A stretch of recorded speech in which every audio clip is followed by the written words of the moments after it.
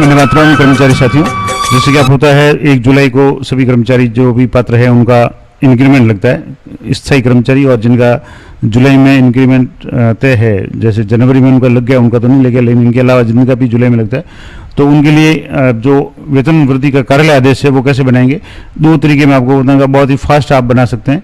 इसके लिए एक तो ऑनलाइन तरीका है कि जिसमें आप rajteachers.net इस साइट पे जाकर के यहाँ एक ऑप्शन दिया हुआ है इंक्रीमेंट ऑफिस ऑर्डर, और ये इंक्रीमेंट ऑफिस ऑर्डर में आपको यहाँ नाम दर्ज करना है कार्यालय का, कर्मचारी का नाम, पद और लेवल और वेतन, और ये सिलेक्ट करने के बाद में आप प्रिंट करके सीधा आदेश प्रिंट कर सकते हैं।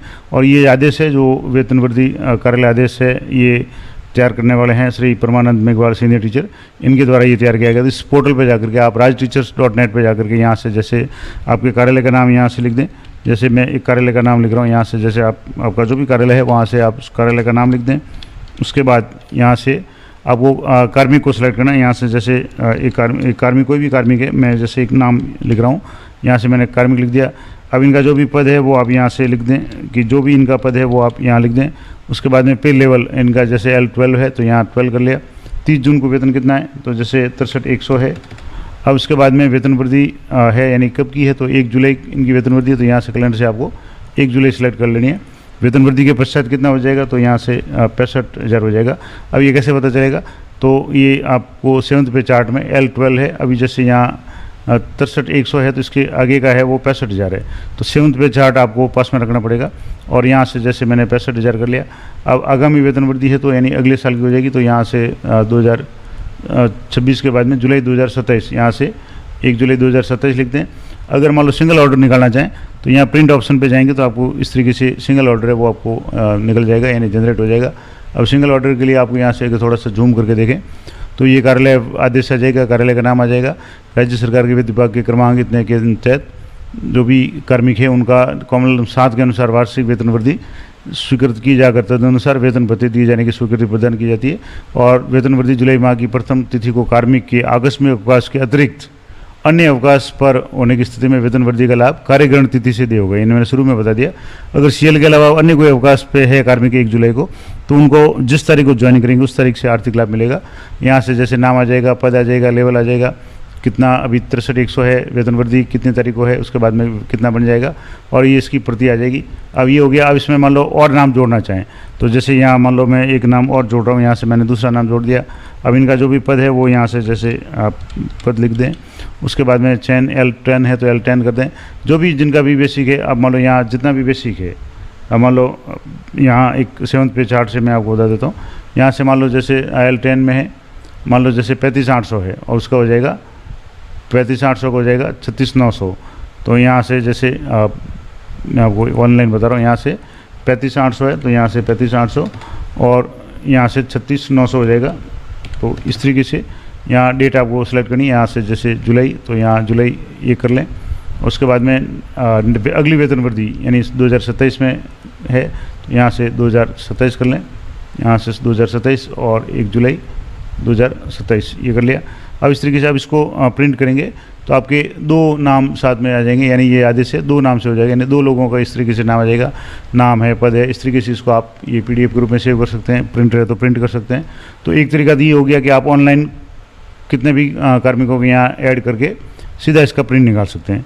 दूसरा इससे भी सरल कि जिसमें आपको 7th पे चार्ट की भी जरूरत नहीं पड़ेगी, तो वो तरीका क्या होगा वो है एक्सेल से। अब इस एक्सेल में आप अपना नाम फीड कर दें, कार्यालय का नाम ऊपर लिख दें, उसका नाम फीड कर दें, पद फीड अपना फीड कर दें। उसके बाद में स्थायी और अस्थायी जो भी है।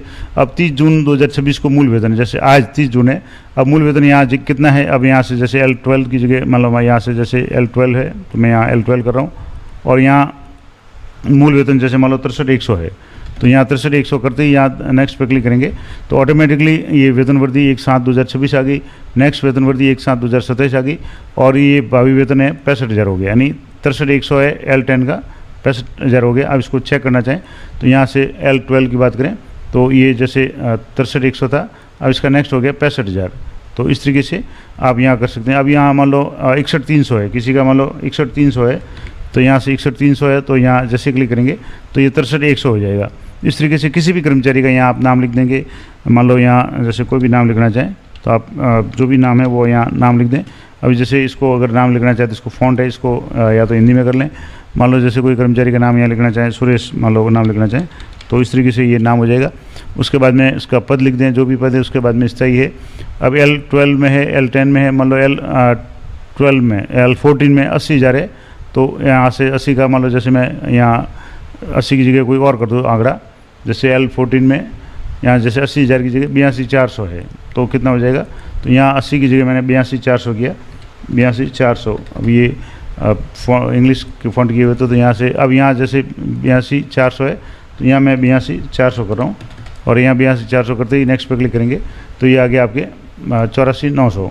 तो इस तरीके से आपके अपने आप ये एक एंट्री आपको करनी है, सिर्फ एक तो लेवल को इतना है, L10, 12, 11 जो भी है, और मूल वेतन, और यहाँ आपको नाम पढ़ना है, पद पढ़ना है, ये बाकी डिटेल्स अपने आप ले लेगा। यहाँ से जैसे मान लो ये 56,100 था, मैंने यहाँ से इसको हटा दिया और यहाँ से, तो ये ऑटोमेटिक हट गया। अब यहाँ मान लो सिर्फ मैं 56,100 लिख रहा हूँ, यहाँ से 56,100 लिख दिया, और यहाँ नेक्स्ट पे क्लिक करेंगे तो ऑटोमेटिकली ये 57,800 इनका आ जाएगा, और यहाँ नाम लिख करके इस तरीके से ये पूरा आधे से वो जनरेट हो जाएगा। जो जितने भी चाहिए उन बाकी को आप यहाँ से हाइड कर सकते हैं, जैसे यहाँ से इसको फॉर्मेट में जाकर इसको डिलीट कर सकते हैं या हाइड कर सकते हैं। तो जैसा भी आप करना चाहें, यहाँ से जैसे इस एंट्री को हाइड डिलीट है वो कर सकते हैं। तो जितना आदेश आपको जरूरत है उतने कार्मिक यहाँ आप रख सकते हैं। तो ये दो तरीके मैंने आपको बता दिए। एक तो आप वेबसाइट पे जाकर के यहाँ से सीधे ही जो rajteachers.net वेबसाइट है इस पर जाकर के आप कर सकते हैं। दूसरा मैंने एक एक्सेल बता दी कि इस एक्सेल में आप एंट्री करके किसी भी कर्मचारी का नाम वगैरह जो भी आप एंटर करेंगे, और बेसिक आपको एंटर करना है, कितना आगामी कितना होगा वो अपने आप ले लेगा, और इसको आप एक बार 7th पे चार्ट से कंफर्म कर लें ताकि आपका कोई भी गलत इंक्रीमेंट नहीं लगे। उसके बाद में कल मैं अगले वीडियो में आपको बताऊंगा कि IFMS 3.0 पे इंक्रीमेंट कैसे लगाएंगे। उससे पहले जनवरी की सैलरी एक बार जमा हो जाए, उसके बाद ही ये काम करें ताकि किसी की और कोई कन्फ्यूजन नहीं हो। कई बार बिल में ऑब्जेक्शन हो या और कोई कारण से बिल अगर दोबारा बनाना पड़े और आपने इंक्रीमेंट लगा दिया तो वापस डिक्रीमेंट या उनको रिवर्ट करना पड़ेगा। तो ऐसी स्थिति में आप थोड़ा सा धैर्य रखें, 1-2 दिन आप इंतजार करें, जून के माह के सैलरी बिल प्रोसेस हो जाए, उसके बाद में ही आप IFMS 3.0 पे किसी भी कर्मचारी का इंक्रीमेंट लगाएं। तो ये मैंने पूरा डिटेल में आपको 2 तरीके बता दिए कि आप ऑफलाइन बनाना चाहते हो, ये एक्सेल शीट है, आप अगर कमेंट करेंगे तो मैं टेलीग्राम चैनल पे ये एक्सेल शीट दे दूँगा, वहाँ से आप इसको अच्छी तरह से कर सकते हैं।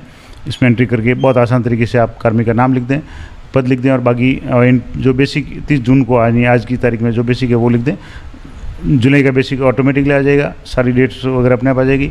और दूसरा तरीका मैंने आपको बताया कि यहाँ से आप 7th पे की चार्ट की सहायता से 30 जून को वेतन कितना है, आगामी वेतन वृद्धि के बाद में कितना हो जाएगा, डेट सेलेक्ट करके आप इसको सीधा प्रिंट करके इस आदेश को सीधा प्रिंट कर सकते हैं। तो जैसा भी आपको उचित लगे, ये मैंने आपको दोनों तरीके बता दिए। आशा करता हूँ ये सारी जानकारी आप लोगों को उपयोगी रहेगी। जानकारी अच्छी लगे तो वीडियो को लाइक जरूर करें और अधिक से अधिक साथियों के साथ में शेयर करें। मिलते हैं नेक्स्ट वीडियो में, तब तक जय हिंद, जय भारत।